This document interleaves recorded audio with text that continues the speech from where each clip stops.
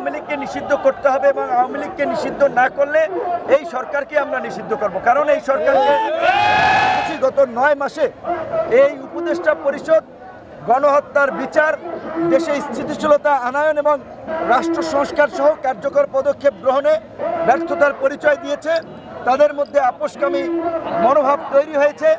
তারা বিভিন্ন দূতাবাসে গিয়ে মিটিং করছে। দূতাবাসের চাপে তারা আওয়ামী লীগকে নিষিদ্ধকরণ থেকে সরে আসতে চাচ্ছে। রাজনৈতিকভাবে বিভিন্ন রাজনৈতিক সংগঠন, নাগরিক সমাজ সহ এই অভ্যুত্থানের অংশীদার ছাত্র জনতাকে নিয়ে আওয়ামী লীগ নিষিদ্ধের দাবিতে আমরা সোচ্চার ছিলাম। আমরা দাবি জানিয়ে আসছিলাম। গত 5ই ফেব্রুয়ারি জেলা পর্যায় থেকে গণ অধিকার পরিষদের পক্ষ থেকে ডিসিদের মাধ্যমে আওয়ামী লীগ নিষিদ্ধ সহ গত 16 বছরের লুটপাট এবং এই দেশের যে সম্পদ দেশের বাইরে পাচার করেছে এবং আওয়ামী লীগের দুর্বৃত্ত মাফিয়াদের বিচারের দাবিতে স্মারকলিপি দিয়েছিলাম। সেটার আমরা কোনো প্রতিকার বা প্রত্যুত্তর পাই নাই। গত 9 ফেব্রুয়ারি আমরা জেলায় জেলায় বিক্ষোভ মিছিল করেছিলাম এবং ধারাবাহিকভাবে আওয়ামী লীগ নিষিদ্ধের দাবিতে এবং গণহত্যার বিচারের দাবিতে গণ অধিকার পরিষদ সহ বিভিন্ন রাজনৈতিক সংগঠন, সামাজিক সংগঠনের আন্দোলন চলছে। গতকাল রাতে আমাদের ছাত্র নেতাদের কিছু নেতৃবৃন্দ যমুনার সামনে অবস্থান নিয়েছেন। প্রকৃত অর্থে আমি মনে করি যমুনার সামনে অবস্থান নেওয়াটা বা যমুনা ঘেরাওটা হচ্ছে আমাদের চূড়ান্ত কর্মসূচি। যেহেতু এই সরকার আমাদের সমর্থিত সরকার, আমাদের সমর্থনের কারণেই তারা টিকে আছে, কাজে আমাদের সব দরজা বন্ধ হয়ে গেলে তখন আমাদের যমুনা ঘেরাও করার মতো অবস্থা কর্মসূচি আমরা দিতে পারি। সরকারের পক্ষ থেকে আমাদেরকে অনুরোধ করা হয়েছে নিরাপত্তাজনিত কারণেও অন্তত যমুনার থেকে একটু দূরে যেন কর্মসূচি পালন করে।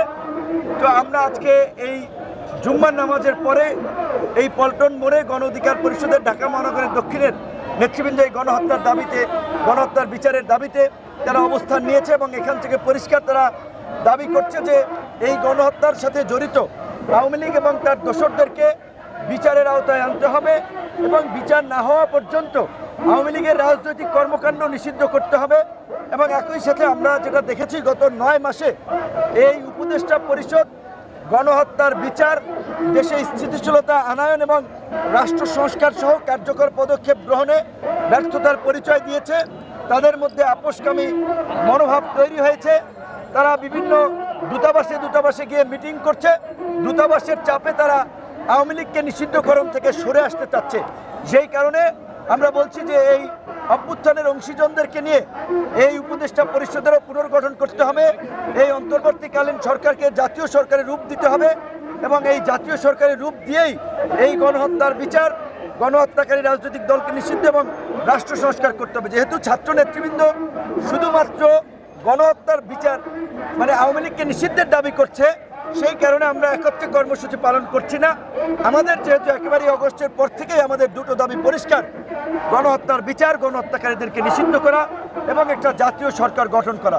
তো আমরা আজকে এখানে আমরা কর্মসূচি পালন করছি। আরও যারা কর্মসূচি পালন করছে তাদের সাথে আমাদের সমন্বয় আছে।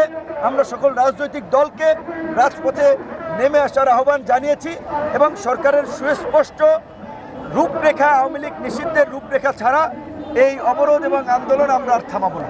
অবশ্যই আওয়ামী লীগকে নিষিদ্ধ করতে হবে এবং আওয়ামী লীগকে নিষিদ্ধ না করলে এই সরকারকে আমরা নিষিদ্ধ করব। কারণ এই সরকারকে ভুলে গেলে চলবে না।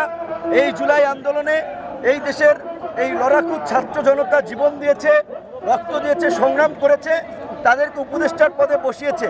তাদের এই জুলাই গণ অভ্যুত্থানে তেমন কোনো কার্যকর ভূমিকা ছিল না, তারপরে আমরা তাদেরকে সমর্থন দিয়েছি।